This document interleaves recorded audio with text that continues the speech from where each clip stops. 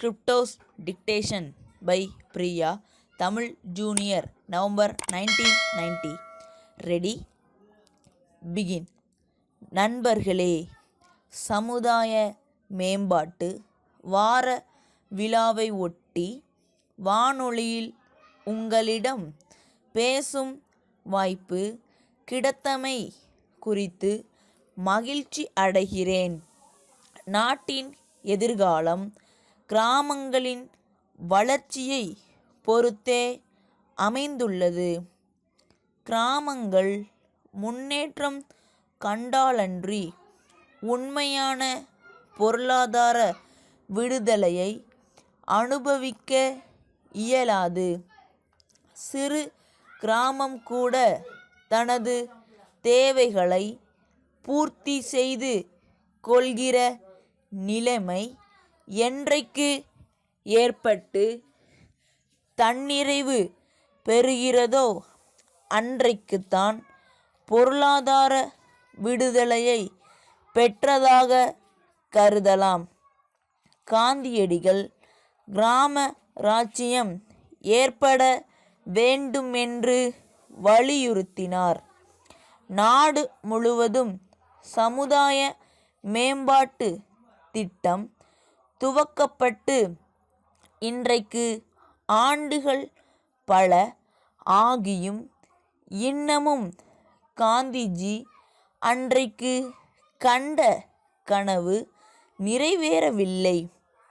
அரசியல் விடுதலையை பெற்ற நாம் இன்னமும் பொருளாதார அடிப்படையில் விடுதலையை பெறவில்லை என்றே சொல்ல வேண்டும். எனவே கிராம முன்னேற்றத்திற்கு உதவிடும் சமுதாய மேம்பாட்டு திட்டத்தின் வேகம் போதாது என்பதை ஒப்புக்கொள்ளத்தான் வேண்டியிருக்கிறது. சமுதாய திட்டப்பணிகளை தீவிரப்படுத்த காந்திஜி பிறந்த நாளான இன்று முதல் விழாவினை மாநிலம் முழுவதும் கொண்டாட ஏற்பாடு செய்யப்பட்டுள்ளது. மக்களிடையே அவர்களுக்கு உள்ள பிரச்சனைகளை உணரச் செய்வது, அவற்றுக்கு தீர்வு காணத்தக்க பணிகளில் அவர்களே முன்வந்து ஈடுபட செய்வது, கிராமப்புறங்களில் அனைத்து அபிவிருத்திகளை ஏற்படுத்திக் கொள்ளும் வசதி வாய்ப்பு மற்றும் சக்தியை அவர்கள் அடையச் செய்வதே இத்திட்டத்தின் அடிப்படை நோக்கமாகும்.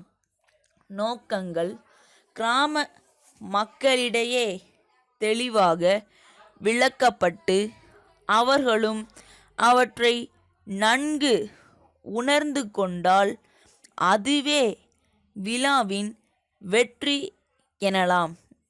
அந்த அடிப்படையில்தான் சமுதாய மேம்பாட்டு 4வது விழாவினை ஊராட்சி ஒன்றியம், மாவட்டம், மாநிலம் ஆகிய 3 நிலைகளில் கொண்டாட அரசு முயற்சிக்கிறது.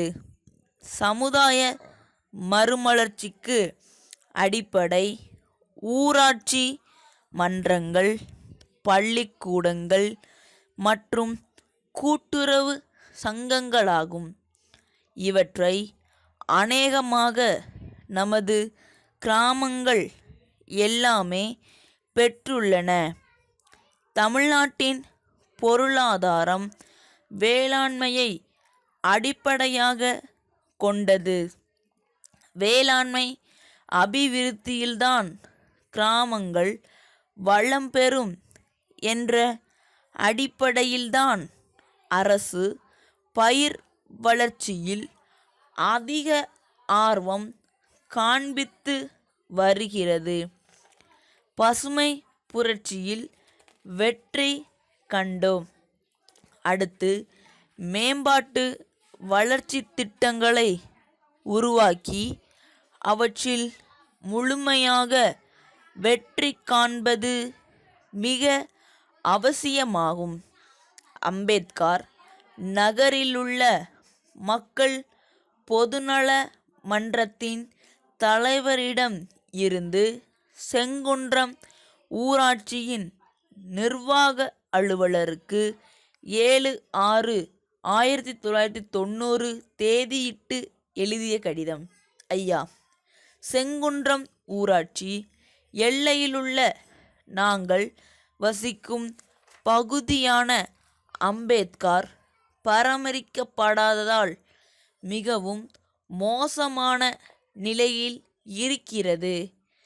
தெரு விளக்குகளும் சரியான முறையில் பராமரிக்கப்படாததால் இரவில் அந்த சாலைகளில் நடந்து செல்வதே கஷ்டமாக இருக்கிறது.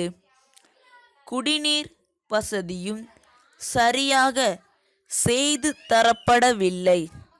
மேற்படி குறைகளை பற்றி இதற்கு முன்பு எங்கள் மன்றத்தின் சார்பாக பலமுறை கடிதங்கள் எழுதியும் எந்த நடவடிக்கையும் எடுக்கப்படவில்லை.